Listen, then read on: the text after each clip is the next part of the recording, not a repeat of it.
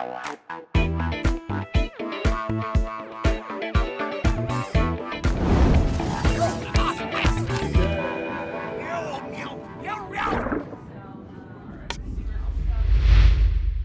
completion of this module, you will know what wound infection is, understand the impact of wound infection, be aware of the risk factors for wound infection, be able to identify the signs and symptoms and different stages of wound infection, understand how to diagnose wound infection, know how to manage wound infection.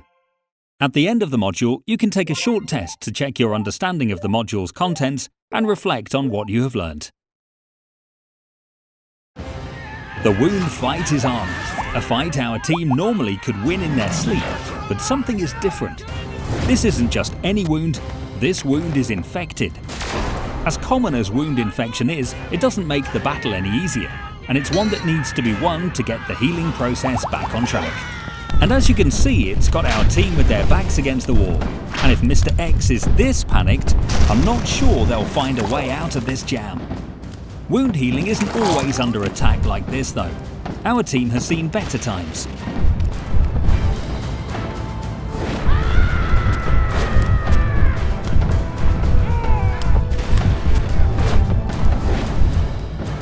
Remember the phases of healing. The normal phases that a wound goes through to achieve closure. There's hemostasis, inflammation, proliferation, and maturation. A normal wound goes through these overlapping stages to complete the ultimate goal, a healed wound. Remember though that a number of internal and external factors, such as wound type, size, and general health of the person with the wound, can affect how long healing takes.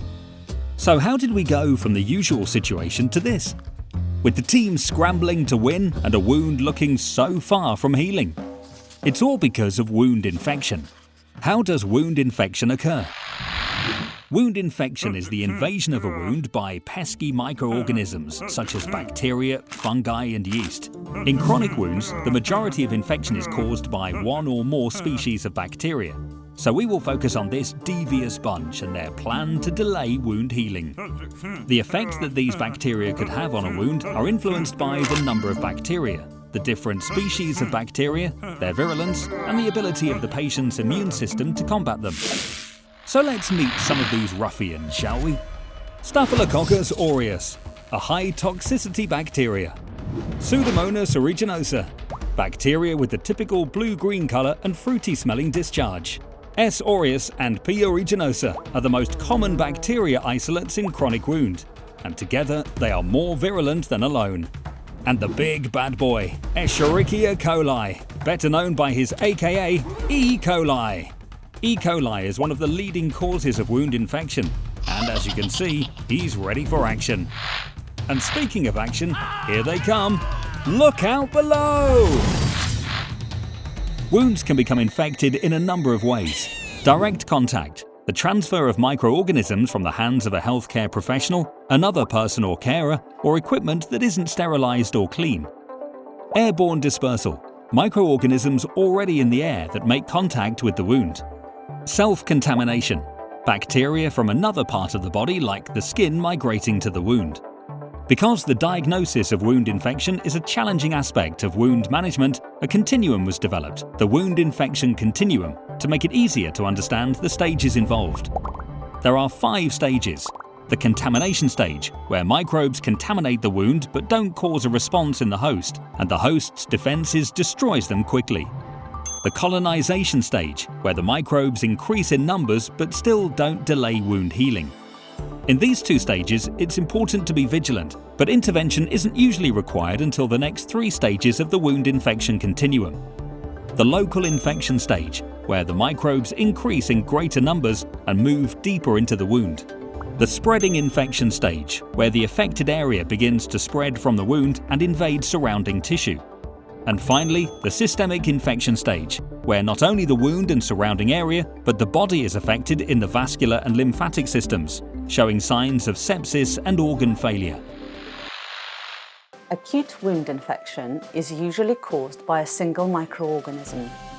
Spreading or systemic infection, which is generally straightforward to recognize, should be managed with systemic antibiotics. Chronic wound infection, due to biofilm, may be caused by multiple microorganisms and may be less straightforward to identify, as the signs may be less obvious. In hard-to-heal wounds, it is important to understand the difference between the early stages of contamination and colonization compared to a local wound spreading or systemic infection. Generally, colonized hard-to-heal wounds will heal uneventfully and do not delay wound healing. The development of wound infection will depend on the general health of the patient, wound-related factors, and the microorganisms. This understanding should influence the decision-making process regarding treatment. Now that we understand what wound infection is and how it can occur, it's time to go back to the very beginning of the battle. Our team versus those nasty microorganisms. Let the battle begin! In local wound infection, microorganisms invade the tissue more deeply, and the wound only shows slight changes known as covert signs. These can be hard to spot when assessing a wound. Covert signs include overgranulation tissue, bleeding and bright red granulation tissue, further breakdown of the wound and increase in size, delayed healing, and an increasing malodor. Overt or more classical signs of local wound infection include redness, warmth and swelling, discharge or a sudden increase in the volume of exudate, and new or increased amounts of pain. The presence of two or more covert or overt signs or symptoms indicates that the wound is infected and is in need of antimicrobial treatment. In addition, acute and chronic wounds may also display other signs and symptoms of infection. The clinical signs of wound infection can be divided into covert, subtle, or overt, classic. Covert signs include overgranulation tissue or excessive vascular tissue, friable, bleeding bright red granulation tissue, epithelial bridging or pockets in the granulation tissue, further wound breakdown and increase in size, delayed wound healing, and malodor. Overt signs include erythema or redness, warmth and swelling, purulent discharge or sudden increase in volume of exudate, new or increased pain. In acute wounds, for example surgical, trauma or burns, there may be additional signs. Further extension of erythema or redness, inflammation of the lymph vessels identified by red skin streaks, crepitus, a crackling feeling in the local tissue, wound breakdown or dehiscence. In hard-to-heal wounds, for example leg ulcers and pressure ulcers, there may be additional signs. Wound breakdown, more erythema or redness extending beyond the wound edges, crepitus, warmth, induration and discoloration spreading into peri-wound area, inflammation of the lymph vessels, and general deterioration in the patient's condition. Now it's time to both assess and diagnose. Early identification of a wound infection begins with a holistic wound assessment that combines clinical judgment with clinical observations based on the individual patient.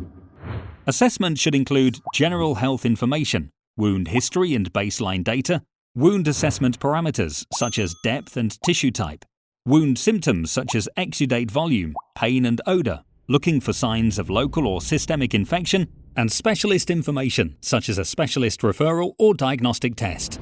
The diagnosis of a wound infection is dependent on the clinical signs and symptoms described, and if it's clear that the wound is infected, it's time to get confirmation and identify the causative organisms and any sensitivity to antibiotics.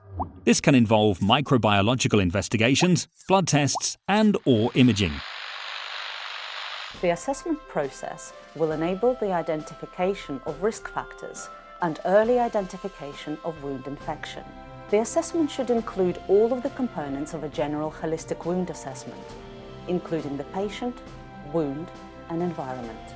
It may be necessary to supplement the assessment with microbiological investigations, blood tests and imaging to confirm microorganisms, sensitivities to antibiotics, identify any complications, and guide management. Now it's time to treat the wound, but first, the patient's response to treatment needs to be optimized. which involves addressing any underlying comorbidities such as diabetes, chronic edema, conditions associated with hypoxia and/or poor tissue perfusion, or addressing nutritional and mental factors such as pain that may delay healing. Then we're on to the battle.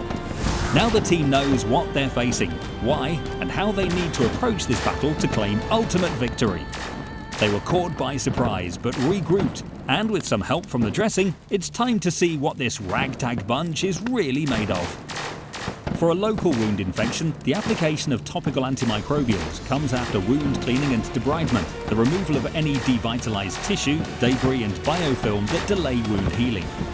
For spreading or systemic infections, antibiotics alongside topical treatment of the wound with debridement and antimicrobials are going to give our team the weapons they lacked when they were taken by surprise earlier.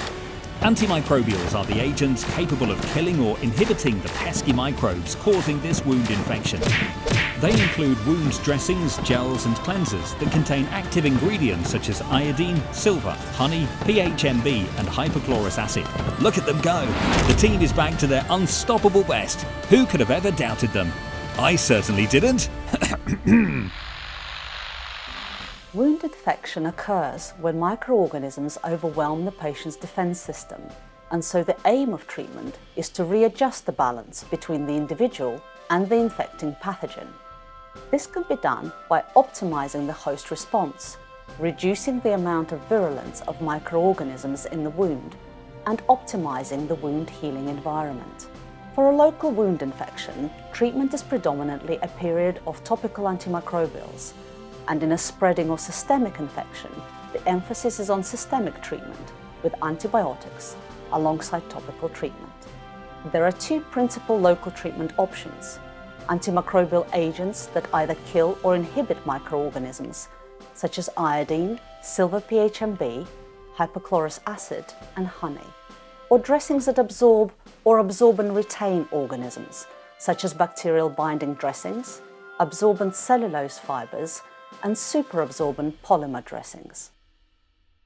The battle of the infected wound is won. A common complication, yes, but one that needs to be addressed to ensure the wound healing process stays on track. Our team has earned a rest, haven't they? But not for too long. What our team doesn't know is that winning the battle doesn't mean the war is won. Those little bacteria blighters are more resourceful than you think. Wound infection is only one way they fight and delay wound healing. They have plenty more sneaky tricks up their sleeves, and it looks like they're ready to move on to Plan B, Plan Biofilm. There's plenty of work to be done, and I don't know about you, but there's no team we'd rather have on our side and in our bodies, fighting the good fight one wound at a time. Are our team ready for their foe's secret weapon? Find out soon in the Microworld.